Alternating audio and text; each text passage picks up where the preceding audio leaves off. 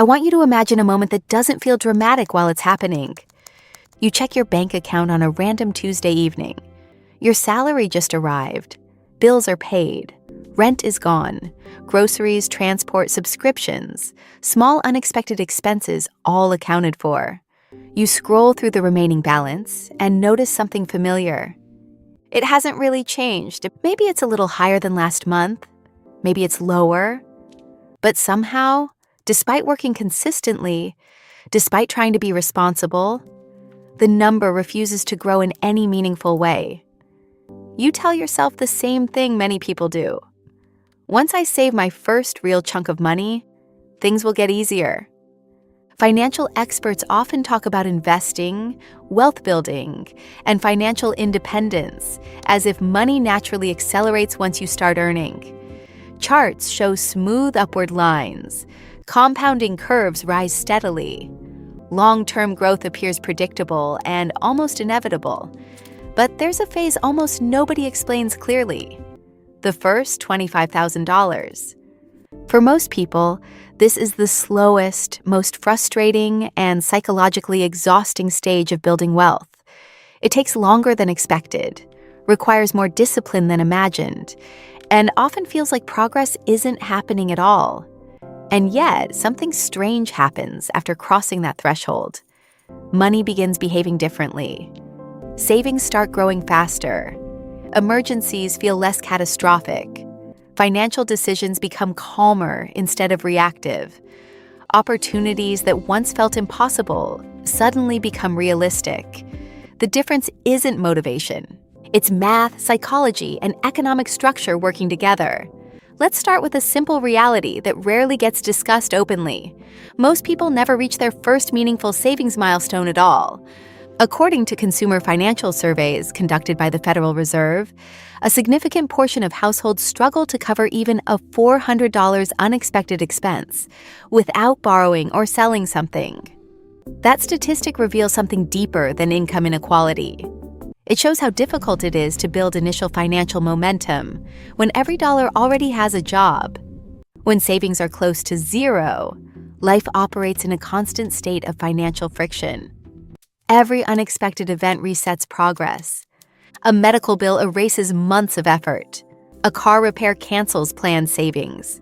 A temporary drop in income forces withdrawals that undo slow accumulation. The early phase of saving isn't just about putting money aside. It's about surviving interruptions long enough for savings to exist at all. This is why the first $25,000 feels disproportionately difficult compared to every dollar that comes after. At low savings levels, money serves only one purpose: protection. It doesn't grow meaningfully. It doesn't generate income. It simply prevents crisis. Imagine someone saving $300 per month starting from zero. After 1 year, they have $3,600. That number sounds meaningful, but economically, it changes very little about daily life. One larger emergency can eliminate it instantly. So, psychologically, progress feels invisible. You're working hard, sacrificing spending, yet your lifestyle hasn't improved. Your stress hasn't disappeared. Your financial freedom hasn't arrived. The effort feels disconnected from the reward. This disconnect is where many people stop. Not because they lack discipline, but because human brains are designed to respond to visible progress. When results feel distant, motivation declines naturally. The early saving phase asks people to sustain long-term behavior without short-term reinforcement, and that is unusually difficult. There's another reason the first $25,000 moves slowly. Expenses expand to meet income long before savings habits form. Early adulthood is financially dense. Income increases arrive alongside new obligations. Rent replaces shared housing. Transportation becomes necessary for work.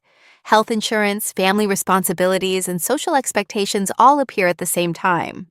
Money doesn't arrive into an empty space waiting to be saved. It arrives into a system already demanding allocation. Economists sometimes describe this as lifestyle anchoring. People don't consciously inflate their spending. Instead, their definition of normal adjusts quietly with each income increase. A slightly better apartment feels reasonable. Eating out occasionally feels deserved. Upgrading technology feels necessary for modern life. None of these decisions seem extravagant individually, but together, they absorb the margin that savings require. This creates a paradox.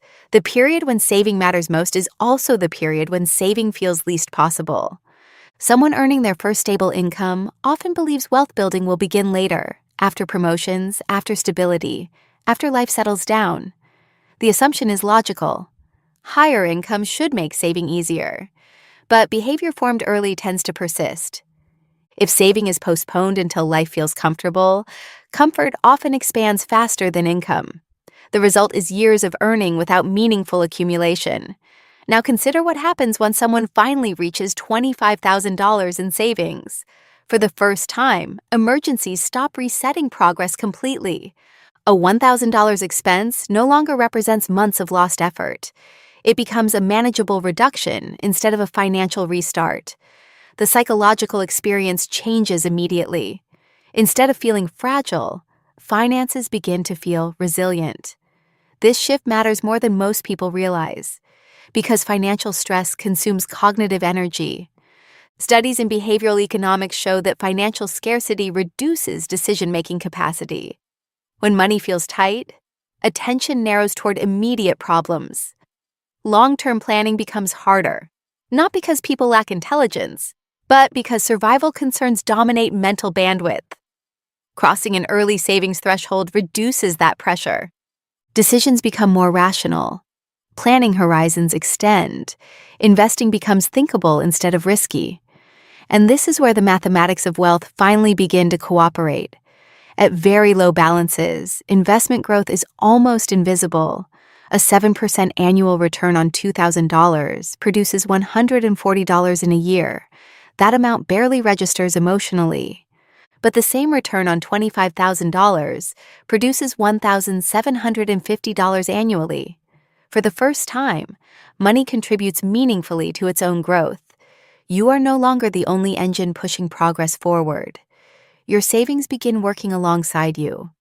This is the moment when financial momentum starts to exist, but reaching it requires surviving the longest and least rewarding phase first.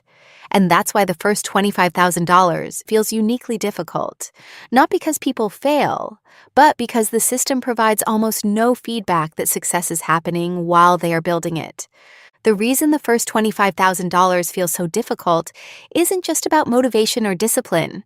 It has a lot to do with how real-life expenses are structured. Most people begin their financial journey at the exact moment when life becomes expensive for the first time. You start paying rent instead of living with family. You begin covering your own transportation. Food, phone bills, health care, and daily living costs slowly become your responsibility. Nothing feels luxurious. Everything feels normal. But together, these expenses quietly absorb most of your income before saving even becomes an option. Data from the U.S. Bureau of Labor Statistics consistently shows that housing alone takes the largest portion of household spending for working adults. When one expense takes such a large share of income, saving stops being a simple choice.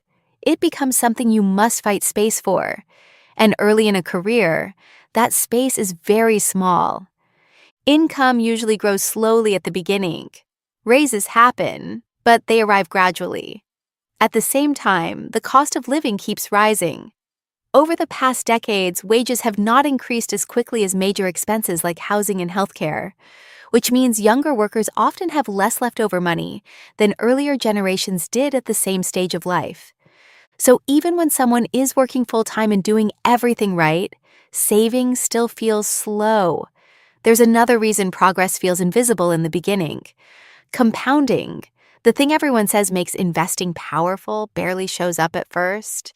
People imagine investments growing quickly, but growth depends on how much money already exists. When balances are small, growth is small too. If you have $2,000 saved, even a good yearly return only adds a small amount. You may not even notice it. The increase looks similar to normal account fluctuations. It doesn't feel like progress. But long-term market data shows that investments historically grow over time when left untouched. The important part isn't the percentage, it's the starting number. Growth on small savings feels slow because almost all progress still depends on your paycheck.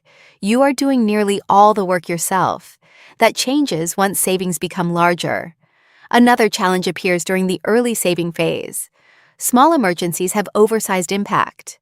When savings are low, life interruptions erase progress completely. A medical bill, a broken appliance, or car repairs don't just reduce savings, they reset them. Someone with $1,500 saved who faces a $1,200 emergency essentially starts over. Months of effort disappear in a single moment. This creates frustration because the person wasn't irresponsible. They were simply unprotected. Research shows that even modest emergency savings reduce financial stress and missed payments significantly. Households with savings are far less likely to fall behind after unexpected expenses. This explains why early saving feels like running on a treadmill. You're moving, but you don't feel like you're getting anywhere. There's also a hidden force slowing people down: debt. Many people begin adulthood carrying student loans, credit card balances, or financing payments. Interest on debt grows quietly in the background. That means money owed grows faster than money invested. So even when someone saves consistently, part of their financial energy is being pulled backward at the same time. Progress exists, but it's slower than expected. This is why the first stage of saving feels unusually heavy. You are building stability while fighting multiple pressures at once: rising expenses, slow income growth, unexpected costs, and sometimes debt. None of this means someone is bad with money. It means they are operating in the hardest phase. Now, something important happens when savings approach $25,000. For the first time, financial shocks stop destroying momentum completely. A $1,000 expense no longer wipes out months of effort. It becomes a temporary setback instead of a full restart. Psychologically, this changes how money feels. Stress decreases slightly. Decisions become calmer. Planning ahead starts to feel realistic instead of optimistic. And at the same time, investment growth becomes visible enough to notice. Instead of adding small amounts each year, returns begin adding meaningful dollars. Your money starts contributing to its own growth. You are still saving, but you are no longer doing it alone.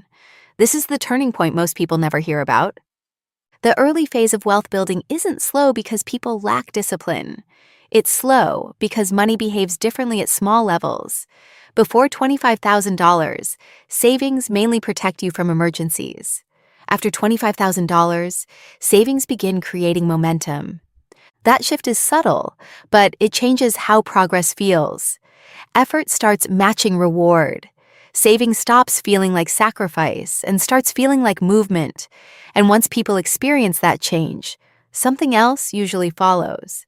They stop asking whether saving works, because for the first time, they can see it working. Something interesting happens after people reach their first $25,000. The struggle doesn't completely disappear, but the feeling changes. Progress starts becoming visible.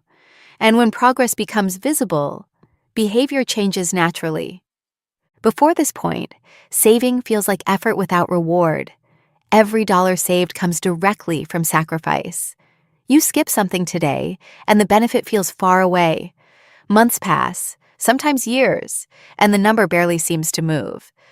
But once savings grow large enough, the account begins to grow even when you are not actively adding money every week. You open the account one day and notice something different. The balance increased, even though nothing unusual happened. No extra work, no special effort. Time itself added to your progress. That moment is powerful because it changes how the brain understands money. Researchers studying financial behavior have found that people save more consistently once they see measurable progress toward a goal. Visible progress creates motivation because effort finally feels connected to results. Saving stops feeling like restriction and starts feeling like momentum, and momentum changes decisions. Someone with $2,000 saved often thinks in short-term survival terms. Unexpected expenses feel threatening. Financial decisions are reactive. The focus stays on getting through the month. But someone with $25,000 saved begins thinking differently. The question slowly shifts from, can I afford this right now? To, will this help or slow my future? This mindset shift is one of the biggest reasons wealth starts accelerating after the early stage. Another reason progress speeds up is consistency becomes easier. Earlier, saving required constant willpower. Every month involved a decision. Should I save or spend? And repeated decisions are exhausting. People naturally choose the easier option when tired or stressed. But once savings grow, many people automate contributions. Money moves into savings before it can be spent. Behavioral studies consistently show that automatic saving dramatically increases long-term success because it removes repeated decision-making. The person hasn't suddenly become more disciplined, they've reduced friction. At this stage, investment growth also begins playing a larger role. Even normal market returns start adding noticeable amounts each year. The balance grows from two directions: new contributions and investment gains. This creates a feedback loop. Growth encourages saving. Saving increases growth. Progress becomes self-reinforcing. There's also a quieter psychological change happening. Financial stress begins to decrease slightly once a safety cushion exists. Studies show that having emergency savings improves decision-making because stress levels drop when people feel protected against sudden expenses. Reduced financial stress allows people to think long-term instead of reacting emotionally. Research connecting savings with reduced financial stress can be explored through this financial health network here. https://financialhealthnetwork.org/research/. When stress decreases, people make calmer choices. They avoid panic spending. They avoid panic selling investments during downturns. Stability improves outcomes without requiring advanced financial knowledge. This is why many people feel that the journey from $25,000 to $100,000 happens faster than the journey from $0 to $25,000. It isn't luck, it's structure. Early savings fight against instability. Later savings benefit from stability. Before $25,000, money protects you from falling backward. After $25,000, money begins helping you move forward. And once that shift begins, progress stops feeling impossible. It starts feeling predictable, the result of small actions repeating over time instead of constant effort pushing uphill. The hardest phase wasn't building wealth. It was reaching the point where wealth could finally begin building itself.